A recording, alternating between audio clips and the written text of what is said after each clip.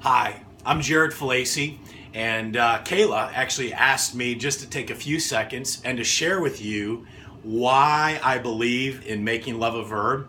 And I just want to say, over the last few years, Jesus has really gripped my heart with this truth that love is a verb. And by dedicating one's life to making love a verb, you truly are living the bigger story.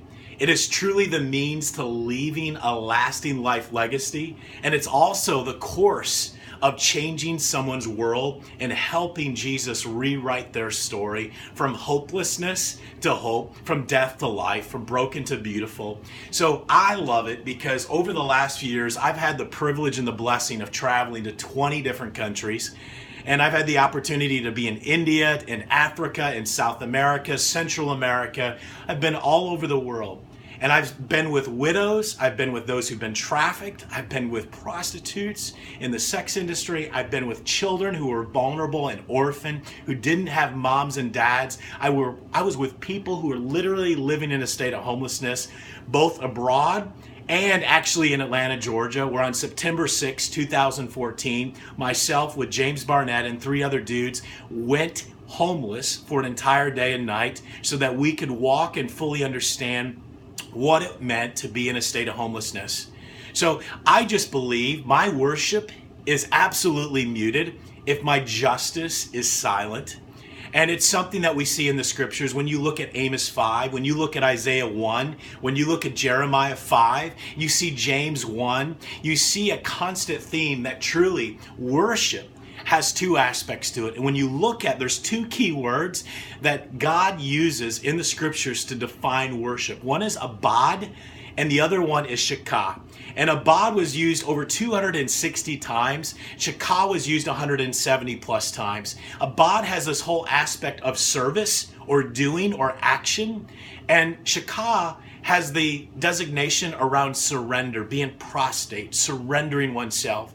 So when we look at worship, actually, worship and justice are synonymous. They're intermingled. It's one term with 2 dimensions. Worship is one term with 2 dimensions. The first is this thing of surrender. The second is this concept of service or doing or action, making love a verb.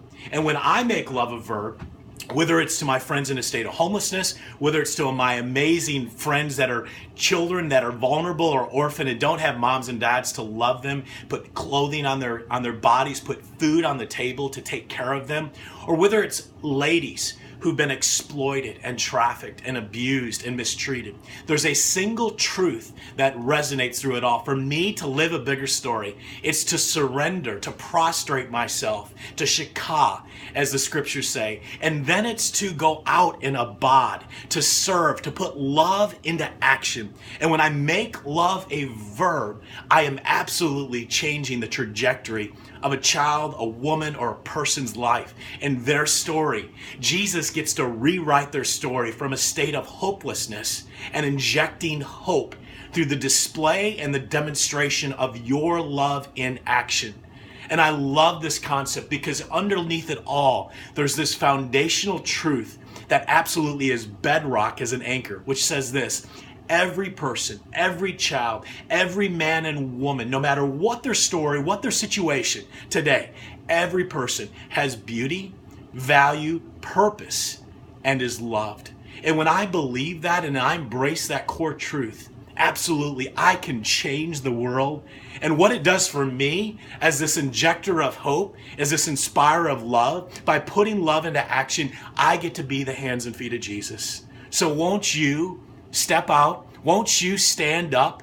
Won't you get out of your seat and into the streets in your community, no matter where you are today in this world, and truly embrace making love a verb? That's your legacy. That's your path to changing the world, and it's your path to truly changing someone's story. Thank you so much.